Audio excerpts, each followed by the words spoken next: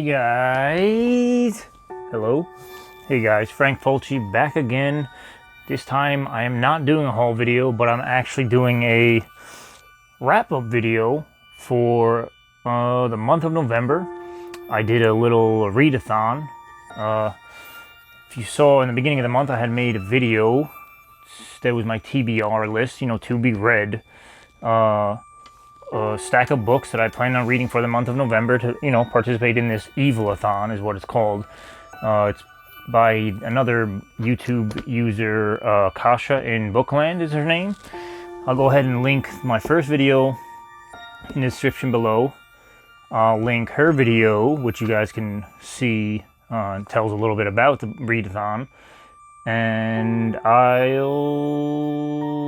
kind of just winging it here. It's different than the normal video I make.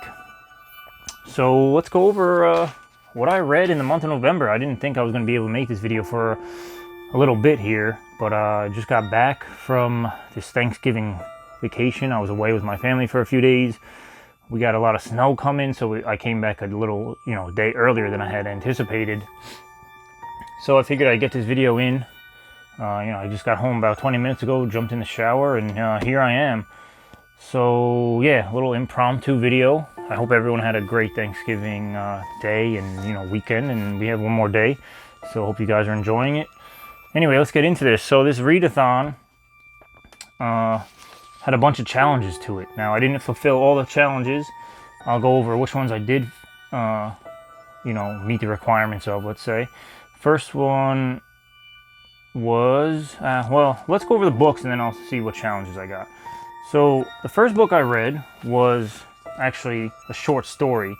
This is challenge number 10, different seasons, which was read a couple of short horror stories.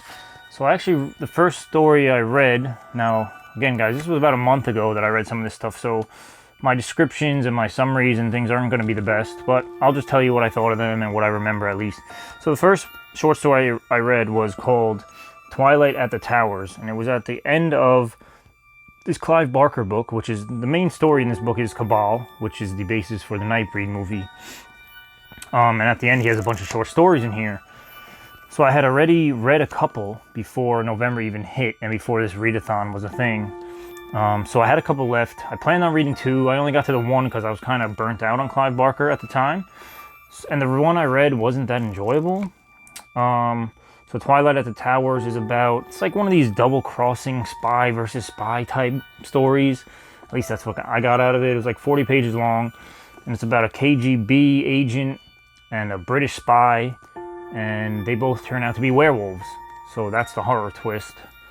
Again, wasn't that enjoyable. I would probably give it a 2 out of 5 if I had to rate it. Clive Barker's a great writer, and I enjoyed, obviously, Cabal and some of the other short stories I read, but after reading that, I didn't want to continue with another one, so I kind of cheated. And I had planned on reading 2, like I said, but I only read the 1. Anyway, next up, I'm trying to think of the order I read these in. Yeah, so next up was a book called The Spirit by Thomas Page. This is actually part of the Paperbacks from Hell recent reprintings of novels from like the 70s and 80s, I believe. And this one fulfilled the challenge of Carrie, which was the Blood Challenge. Read a horror book with red on the cover. So this one was pretty cool. This is basically a Bigfoot story. Now it's called The Spirit because there's 2 characters in here. One that they call the Indian. His name I think is John Moon. Let me just check my notes here, guys. Again, some of this stuff I read over a month ago and I've read things since. So yeah, John Moon was the Native American character. And in his tribe, basically to get their name, so his name was John Moon. That's what he told people he was, and that's what he had on his license. He was actually a Vietnam veteran, and he actually had schizophrenia, so his character was pretty complex to begin with. But his tribe, his Native American tribe, they were known for getting their true names from spirits and from, everything they thought was a spirit would get their names. So Little Eagle, these stereotypical, Native American names that we hear growing up and things like that. Anyway, his spirit is this Bigfoot. So he doesn't call it Bigfoot, he doesn't call it Sasquatch or anything like that. He just calls it a spirit throughout the whole thing. There's another character by the name Raymond Jason, who's a wealthy businessman. He owns all these, he's very prosperous, let's say. So he's a survivor. He was on a hunting trip with 2 or 3 other buddies, and they got attacked by this Bigfoot. So you have this Raymond Jason, wealthy businessman guy, who now he's the only survivor of this attack, and he's looking for this Bigfoot. He's on a revenge mission, and this is his mission now, is to find this Bigfoot. You know, he's wealthy, he's got all his businesses, he's got all his managers taking care of his businesses. He can go on this however long journey to find this Bigfoot. So this is his mission. John Moon, the Native American, his mission is to find and follow his spirit to get his real name revealed to him. So these two characters' paths cross, and that's how this story is told, through John Moon's perspective, through Raymond Jason, all the hijinks that they get into. Now I say hijinks, but that's not what it is. It's pretty brutal. Again, it's a Bigfoot story, so once they actually encounter this Bigfoot, there's a lot of gore and stuff. There's ripping up, you know, things are getting thrown, bodies are getting ravaged. It's pretty crazy. So this was actually really enjoyable. Again, I believe it was originally published in the 70s. I don't know for sure. I don't want to waste too much of your guys' time, but you can look into this. 1977. So an oldie but a goodie. And I've actually enjoyed this one quite a bit, so I'd probably give it about a 4 out of 5. Next up was Ed, a novel by Chris Sun. Now again, if you guys had seen, I showed this off in a haul video, and then of course I showed it off in my TBR video in the beginning of the month. Chris Sun is a director of horror films. He's done Charlie's Farm, he's done Daddy's Little Girl, he's done Come and Get Me, I think was the name of his first one, and he's done, most recently, Boar, which was like a crazy killer pig creature feature. All of his movies are great. I had wanted to read this for a while, so I finally got a chance to. Anyway, it's about this guy named Larry Pinkelstein, something like that. And his inspiration in life, his hero, let's say, is Ed Gein. So we all know who Ed Gein is, you know, famous serial killer. Killed women, you know, even his mother I think he killed, or at least the women that he killed, he tried to take their skin, and he made things out of their skin and their body parts, and he would dress up in their skin. So he was the influence for Leatherface, you know, Norman Bates, Psycho, Hannibal, all these famous and infamous horror movie icons were loosely based somewhat on Ed Gein. Anyway, so this guy Larry, who's the main character of this book, loves Ed Gein.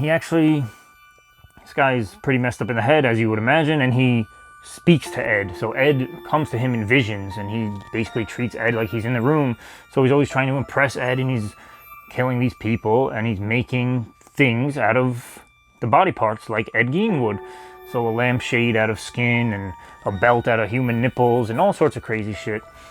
So this book is pretty good overall. It's funny because Chris Sun goes into a lot of detail with a lot of the gory stuff, and generally that would be right up my alley. But I actually found those parts of this book to be quite boring, if I can say that. I kind of was just like reading them quicker just to get through those chapters. I was more interested in how Larry was interacting with the other characters in the book. So he's a car salesman, and he works with these people. One of these guys he works with is Phil. He's like this big oaf, like slower. He's not really mentally handicapped at all, but they treat him like he's a dummy, basically. He's this big oaf of a guy. They think they say he's like 6'8" or something like that. He's pretty tall, and he's big overall. So he's the main, like, he's like basically the only friend of Larry, because they work at this car dealership. Actually, the boss of them is this guy Phil's father. Anyway, that character of Phil actually reminds me of Tom Cullen from The Stand. You know, M-O-O-N spells Ed, basically, in this instance. And, yeah, so there's a couple of other characters, obviously. There's a couple of weird, I guess, kind of twist endings that in movies they would be twist endings, but then something else happens and it's like another twist. So by the time I got to the end of the book, I didn't know really what the hell was going on. What was this whole thing a dream? And then they changed the ending again, and it's like, all right, it was real. He was really fucking these people up. So again, overall, this was pretty good. It was just had some strange things. Like Larry, he's basically a mix between Patrick Bateman from American Psycho and like Dexter Morgan from the show Dexter. But he's this great in shape guy, blonde hair, blue eyes, whatever they describe him as. He's in great shape and he's very meticulous with this stuff, like Patrick Bateman. Like, he has these routines and shit, and he keeps his house spotless, and he hates when people touch his stuff. But then there's parts in his book where he's like eating Twinkies and chips, and he's doing weird shit like that. And I'm like thinking to myself, a guy who's this in shape and this good looking and this meticulous wouldn't be chowing down on some gross ass gas station food. So there's things like that were like inconsistencies with the character. But, you know, once I got past those and I got past those parts where I said the gore parts generally were pretty fun, but I was just like, it's too much. Just, I don't care, which is funny for a book of this nature. Anyway, I'd probably give this about a 3.5 out of 5. If you watched my video for my, to be read list, I actually stopped there and then I had a graphic novel, and that was the only thing I thought I was going to be able to fit in. Luckily, I was able to fit in another book. I showed this off in one of my haul videos, so if you guys are familiar with my channel, you know I do haul videos each week, and I show off movies, comics, collectibles, Funko Pops, and books, more recently, of course. So one book that I showed off recently was this James Patterson book shots, The Shut-In, which is basically just, a book shot series that James Patterson has started. Is this little short book. I think this one was 120 pages that you can basically read in one sitting. Obviously, it took me a little more than one sitting just because I was reading like a half hour at a time. But I probably read this in a little more than, maybe an hour and 20 minutes. But it was good. It was just like I said, it's quick. And it was quick, so a lot of the stuff that usually is fleshed out in a book wasn't as fleshed out. They kind of just skip over stuff and they rush through it. So it's good in the sense that I was able to fly through this book, but it's bad in the sense that, like, if you actually care about what you're reading, you kind of want to read more of it. But anyway, it's about this character. Shit, I already forgot her name, so let me see what my notes were. Trisha Solano. And so when I first heard about this book, I thought she had agoraphobia. Like, I knew she couldn't leave her apartment. And the premise of the story is this girl, she can't leave her apartment, and she uses a drone to fly around the neighborhood and see what's going on because she can't leave and she can't get out there on her own, so she wants to see what's going on with her neighbors and the town. And she witnesses a murder in this like abandoned little like section, like a square that they're like they're renovating, so like nobody really goes there, but she sees like homeless people from time to time through her drone. She witnesses a murder of one of these homeless people. And so like I was saying, at first I thought she had agoraphobia. It turns out she has a disease called solar urticaria. I'm sure I butchered that. But it's basically an allergy to the sun. So, like you would imagine a vampire or somebody. She goes into the sun, she breaks out into a rash and burning and whatever else. And she basically, they made it sound like it was pretty severe. She could die. I mean, obviously I don't know how fucked up she got from this. She used to go out when she was younger, and it kind of developed as she got older. So she's also her friends, needless to say. They think she's making this up, whatever. The thing is, you would think somebody with that disease, can't go out in the sun, they would go out at night.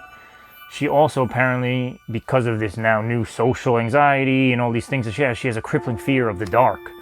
So this poor girl who can't go out in the daytime, she also can't go out at night. She has this, she goes down the hallway of her apartment building and she freaks the fuck out, and she basically finds herself on the floor like in crippling fear.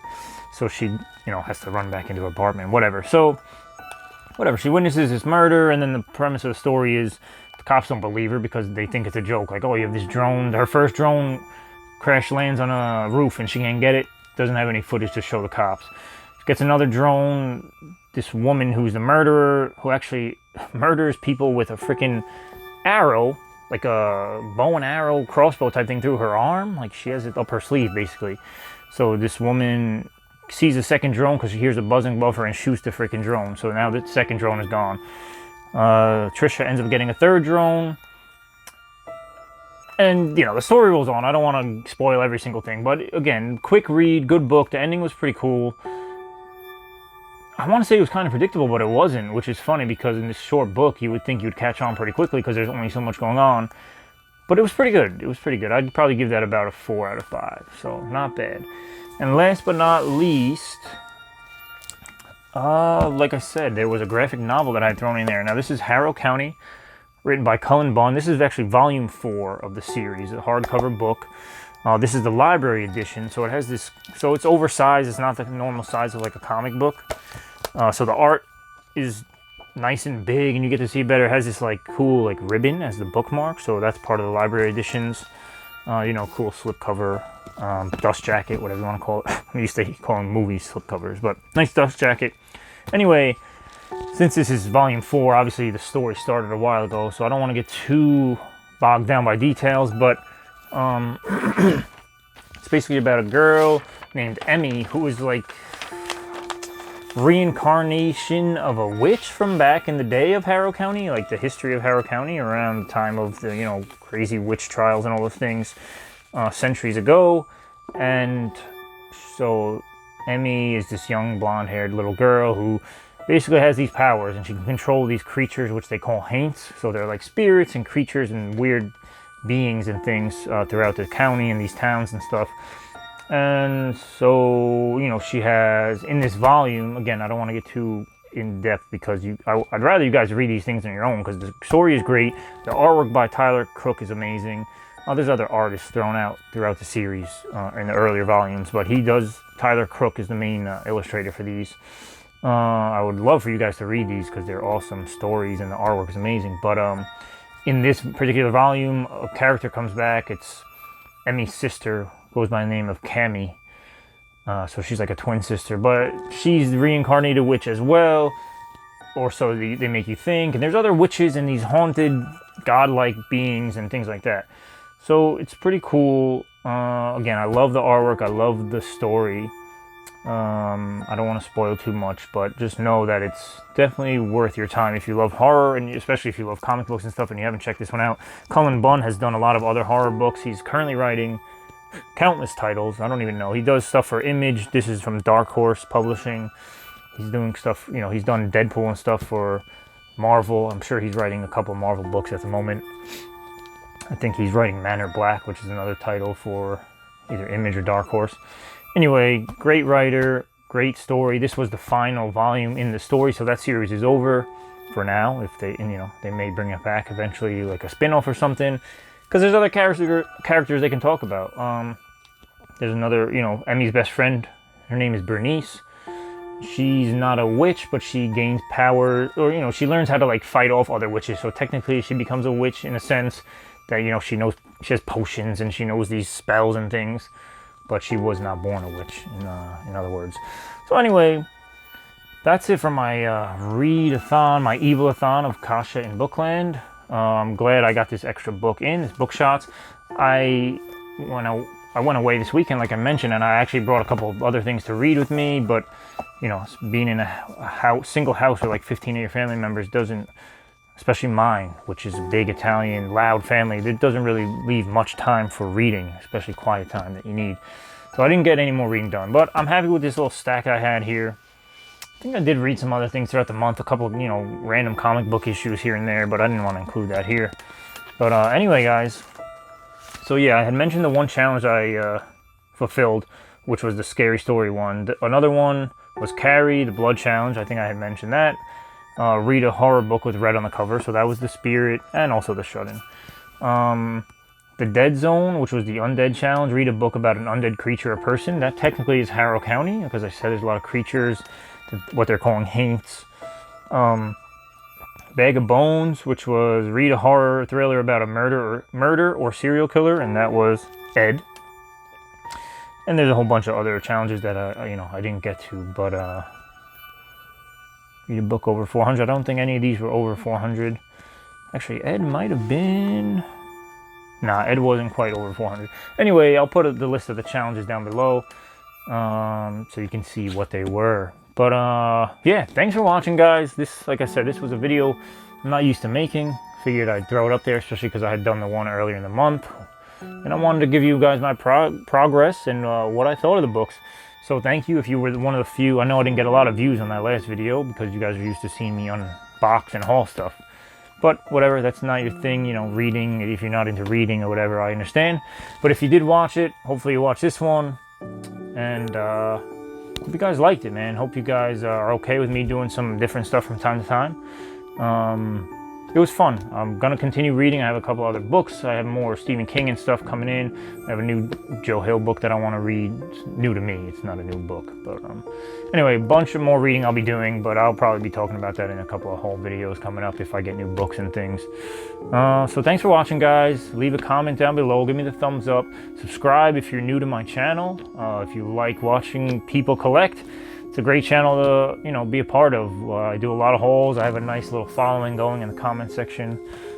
Get a lot of love from you guys, so of course I do appreciate that. And like I said, thanks again, and until next time, guys, peace out, be good.